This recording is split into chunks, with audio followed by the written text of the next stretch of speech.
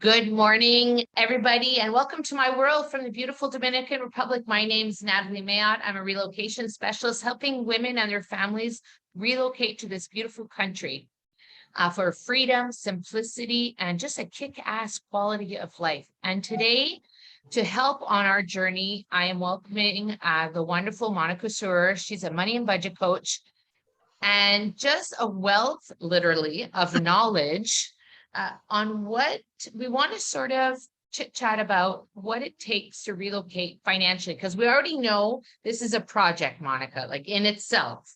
And within the project, there are a bunch of mini projects. And I felt like it was important that people who are considering a big shift like this think about the money aspect of it. So chances are, if you are deciding to relocate, you probably have an online job. You're working online. You're not necessarily coming here or to the country of your choice for a job. This is what we're going to sort of assume right now. Would it be fair, Monica, to say that they need a financial plan? Definitely, and you're so right. You just need any kind of plan. And like you were saying, in moving and doing all of this is like a part-time job. So yes. Yes, I put my original business on hold for about 3 months while we were project planning, while we were planning and getting it underway. So I know what that looks like. I know what that feels like. And for us, a big part of what helped us was that we sold our house. So we did leave with a bit of a cushion to help us sort of bounce out of the country and land here. So there was for us, and it's not going to be the same for everybody, but what are some of the key things that people, might want to keep in mind when they're deciding to make this move? Well, I really think that one of the main things, and we said this right now, was about keeping track. One of the main things you want to do is before you actually say, okay, I want to leave, keep track of how am I going to pay for the moving? What am I going to pay?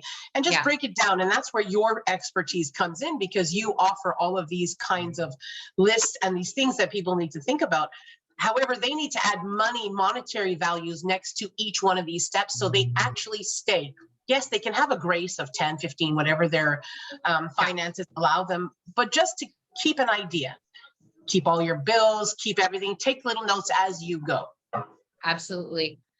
So we did move and we did some storage. So that was one of the expenses that we had foreseen. One of the things that, the things that you do not expect. Now, we knew that we arrived here in a very busy time of the year, and our rental was not available. So we actually we moved 1, 2, 3, 4 times, which really added to our expenses. And we didn't know that was going to happen. So for the most part, people arrive and sort of land in their condo or villa or wherever they have an agreement. But that was honestly one I don't think we really factored that one in. Yeah, there's the charges for that, right? There's still the charges of moving, the taxis, and the food. Like you had mentioned, the food, you're not going to cook all the time. You're exhausted. And I'm sure you're going to touch base with this, but you've got to give yourself that grace. It's hard to move 4 times. You seriously have to live out of a suitcase, and it's frustrating. And who wants to budget? Who wants to do all that? But if you know that's going to happen, keep yourself on track by doing that. Yeah. And, one of the things I love about your system, you have such a great, clear spreadsheet, and I just kept all my bills and just kept putting the numbers in so we could sort of keep track of what was being spent, even though we knew we were spending a little bit more than we had anticipated. At least we knew where the money was going.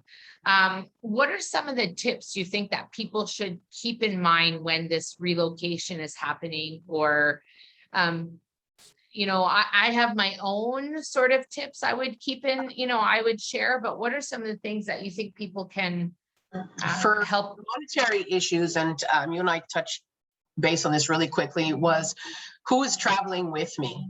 Okay. You know, like the parents have sometimes the guilt, I'm taking my children away from what they know.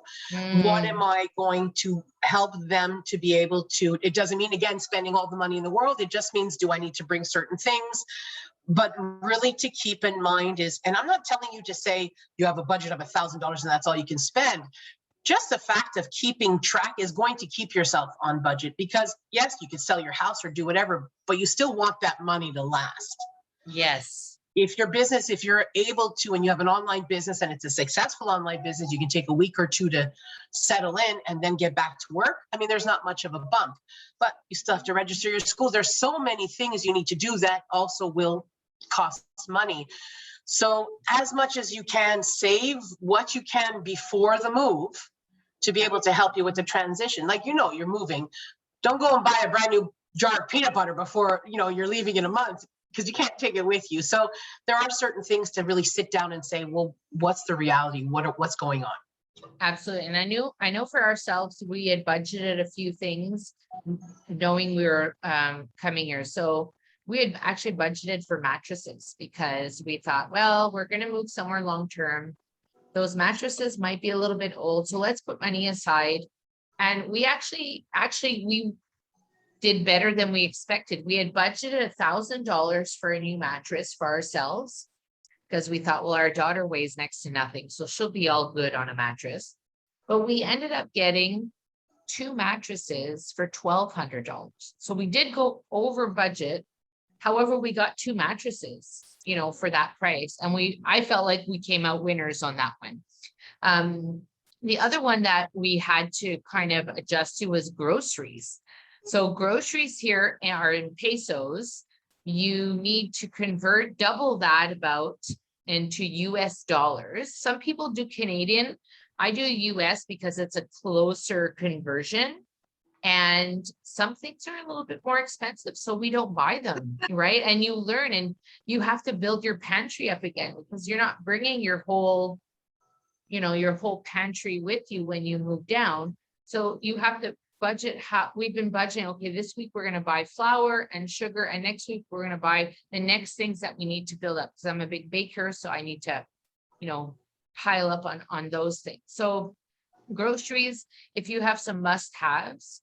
I know one family came down and they gave their kids like a small little budget, you know, because I guess, I don't want to say it was a guilt thing. I think it was more like, okay, we've asked you to do this, and, you know, if you guys cooperate and make this smooth, you know, this will be like a bit of a reward. So, and when it comes to parents, I think that whole idea of guilt is a big one that we have to sort of talk about, because we Well, we are give our asked. children more than us. Like if let's say my daughter played the piano, I would do everything in my power to get her a piano, and I can wait Yeah, on the things that I need. But I do believe absolutely. one of the things working with you is, okay, those staples are not the same in the Dominican as they are here. Yes, you can get them, but it'll cost you 4 times the amount. And one of the good things of working with you is if a client does have these special nutritionary things, or they want to know, well, you know, instead of getting Kraft peanut butter, there's a different peanut butter, but just to get them ready to it, and it's not a culture shock before they arrive. Because if a Absolutely. person does expect to come to the Dominican Republic or anywhere and have the exact duplicate life that they will have in Canada or wherever it is, that's a little difficult. However, there are so many more bonuses of being in a place like you are versus a place like us. One is the snow removal. We can understand. There will be no snow removal this year. No, but so there are advantages, and it's true. You and I have worked both on cruise ships, and we know that when we go to different places, we don't expect to have the North American life where we go with the flow. Yeah. And going with the flow will help your budget, will help you be happy. And, you know, when you arrive, just drop all the luggage and go in the pool or in the beach. But yes, it's Yeah, keep yourself on a little bit of on track, and you will succeed. absolutely. So if you, Monica, they want to get in touch with you, what is the best way to get in touch with you if they want to sort of touch base and talk budget with you?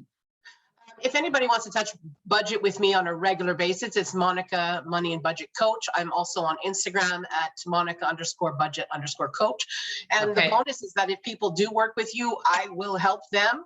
You know, Yeah. I help them get into those basics that they need. So that's an advantage of people that are working with you, because I'm doing that with you.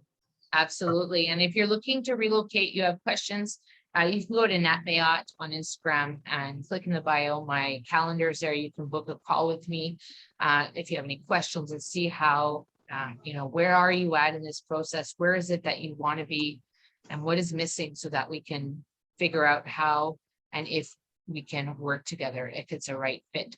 Any last minute money thoughts? Well, money and other things, going through, we've moved and we've done. And when we move, we think that we've got everything under control.